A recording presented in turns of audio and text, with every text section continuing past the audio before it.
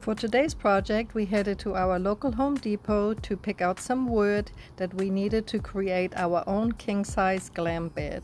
We chose this maple 3/4 inch plywood, which also is supposed to be formaldehyde free, which was really great. We then had it cut to size directly at Home Depot.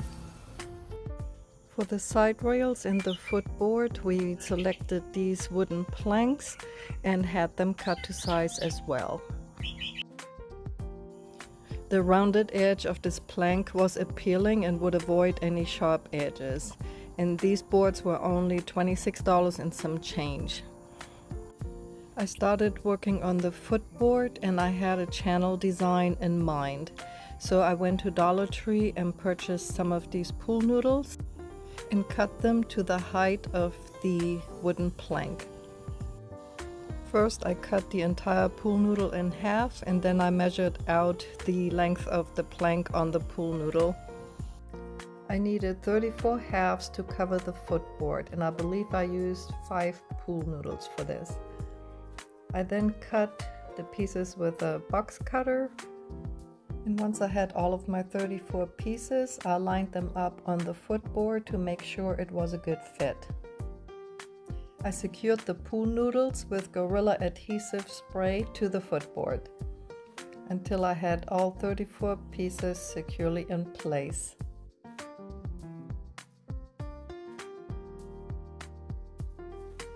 For my fabric, I chose this absolutely stunning white and silky smooth velvet from Footboard, and it was so affordable.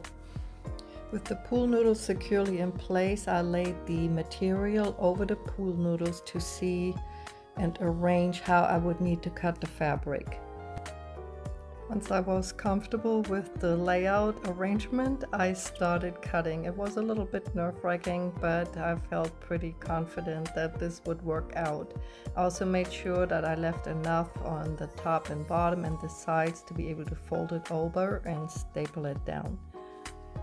And this is what it looked like once I was done with cutting all of the material. I then took some of the Gorilla Spray adhesive to secure the material to the pool noodles.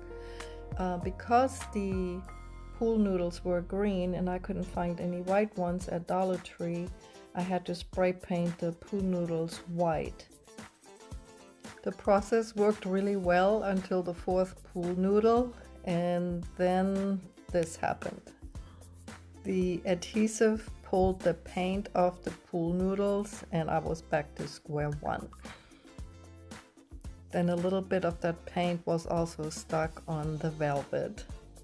Thankfully it wasn't that visible on the side that would actually show. So I had to come up with an idea, and thankfully I had some batting left from my nightstand project.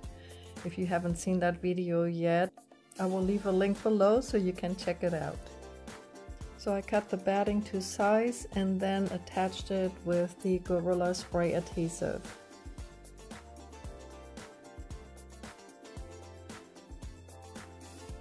I used my yardstick to press it firmly in between the pool noodles. And this is what it looked like once I was done with that step. Now all my pool noodles were white. The velvet did have a lot of creases and wrinkles from shipping and packing, so I decided to use my garment steamer and get all of that out before I attached the material to the noodles.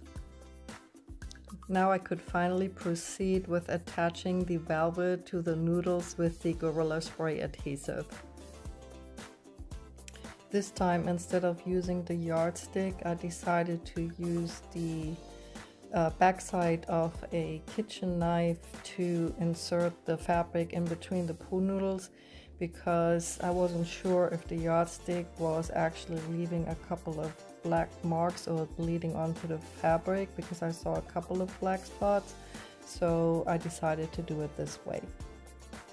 So the process was pretty much spraying, folding the fabric over, using the knife to get it into the crease, and then smoothing everything out with my hands.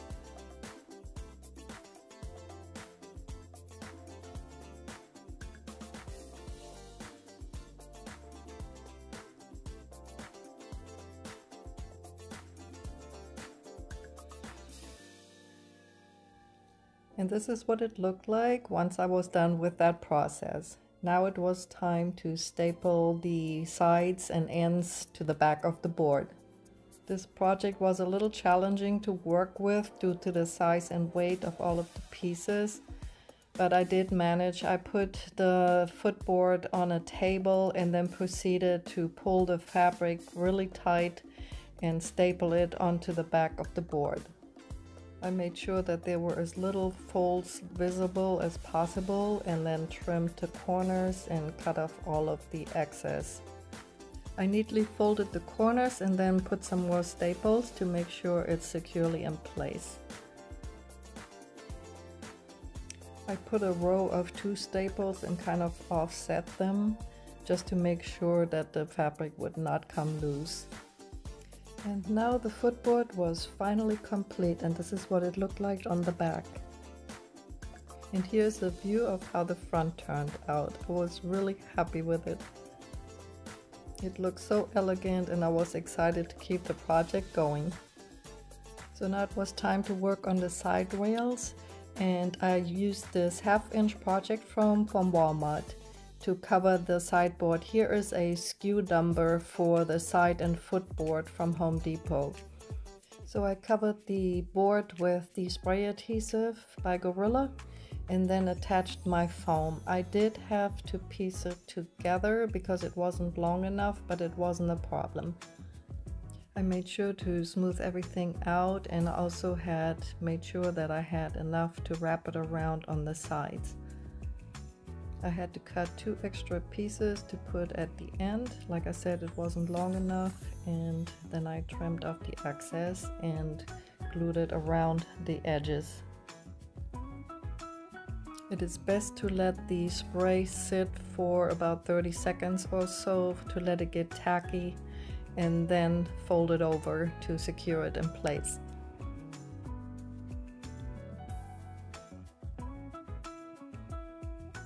I trimmed off the extra so it could be flush with the side rail. And now my side rail was ready to be covered with the same velvet. First I placed some batting over the foam though to make sure that the velvet would stay securely in place, and I stapled the batting to the back of the side rail. And then I took my velvet fabric and repeated the whole process, smoothing it out, folding it over, and stapling it to the back.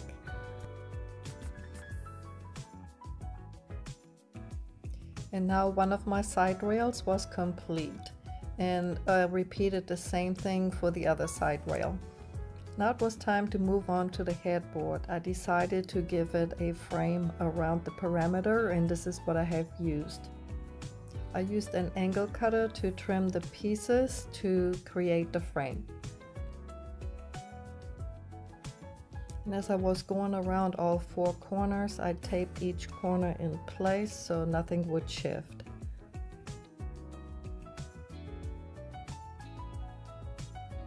I used Gorilla Construction Adhesive to adhere the trim to the perimeter of the headboard.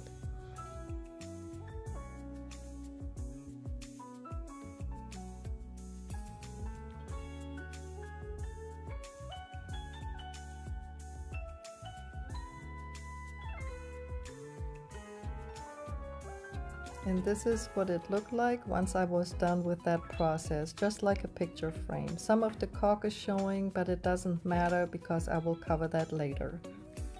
To decorate the headboard, I will be using these 2 foot by 2 foot ceiling tiles from Amazon. And actually they only measure 23.6. I saw that later in the description, but it didn't matter. I worked it all out anyway. I will be decorating these ceiling tiles with this bling adhesive wrap, and I will leave all the items used in the description box below. It's better to use that really large roll because I ended up using a lot of it. I covered all 4 sides of the inner square, and then I worked my way around the outer perimeter. I took my time when I placed a new piece so no gap would be visible, and I used the paper that is in the back to hold so my fingers wouldn't stick to this very strong adhesive.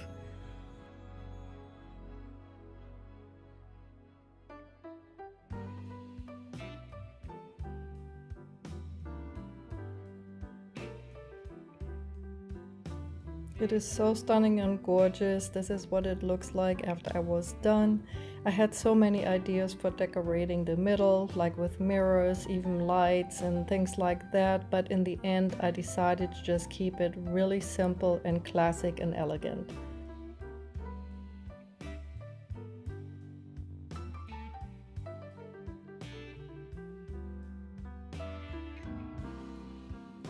My husband attached the acrylic and silver legs from Amazon first to the bottom of a wooden block and then screwed the wooden block onto the footboard. We used this bed rail hardware to connect all of the pieces. It really took two people due to the size and the weight, so I had to hold the side rail while my husband was attaching the bed rail hardware to the footboard and headboard. We attached the same bed rail hardware to that piece of wood that is actually supporting the headboard, as you can see here.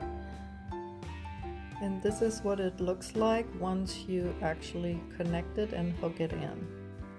We are not professional bed builders, but this inside will be covered by the mattresses and the outside is gorgeous. Once we get these stunning ceiling tiles attached to the headboard, I simply did this by cutting some Velcro and attaching it to the center part of the ceiling tile. I have some pretty strong Velcro here that I had on hand, and that's what I use to make sure it stays on the wood of the headboard. I placed the Velcro in all four corners of the center and then later also went back and placed a few strips around the very outer perimeter of the ceiling tile. And here came the fun part, arranging these beautiful ceiling tiles onto the headboard. I stacked two tiles on top of each other on the right side and on the left side. Since the plywood came at a height of 48 inches and the ceiling tiles were almost 2 feet, they are slightly overlapping onto the trim that I had placed around the headboard. Here you can see that the center tile has about a 4-inch gap between the end tiles. So I was playing around with designs to see what would look best. I had this silver metallic alligator print vinyl material left from my nightstand project and I really thought I was going to use it. I spray painted one piece white and left the other one silver, but then in the end I decided not to use it at all. Instead, I decided to paint that gap with the matching color of the ceiling tiles, which is actually like almost has a light hint of gray in it. As you can see, the color I had was a little bit too creamy, so I ended up adding a couple of drops of black to make it match in the end. I then painted the top and the sides as well as that piece of wood that my husband attached to the back to support the headboard with that same color that I painted the gap with. And here's the final result. The bed is complete. I am so happy. Unfortunately, the video does not do it any justice.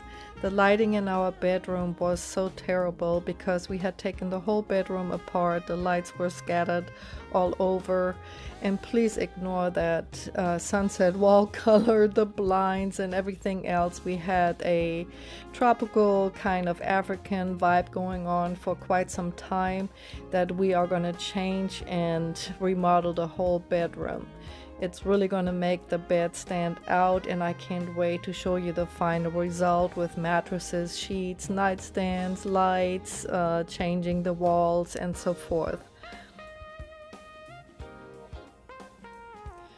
As you could see in the video, we also have adjustable bed bases, so we didn't need any slats, but if you do, you could add some wood to the sides of the side rails and then layer slats across that. We just didn't need them, so we just placed our bases inside of the frame.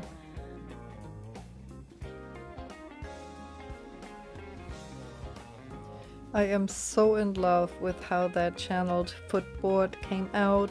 I love the acrylic legs and that white soft velvet. It is so elegant and beautiful. I really hope that you have enjoyed this video. Please stay tuned for our makeover that we're gonna work on in the meantime. Not sure exactly how long this will take us. Got a little bit of work to do, but I will keep you posted on the community post to let you know when the final bedroom makeover will be posted. A huge shout out to my husband as well, who helped me assemble it. I couldn't have done it without him. I couldn't find what I was looking for in stores or online, or it was out of budget. I'm so excited that my vision came to life, that we saved some money in the process and had fun doing it. I want to thank all of my existing subscribers so much for subscribing and hanging in there with me and stopping by to see what we were up to. And if you're new here, welcome, and I hope that you found some inspiration in this. So hopefully you will subscribe if you found some value in this video. And I'll be seeing you soon in another one. Thank you so much, guys. Love you all. Take care and have a great week, day, or evening whenever you are watching this.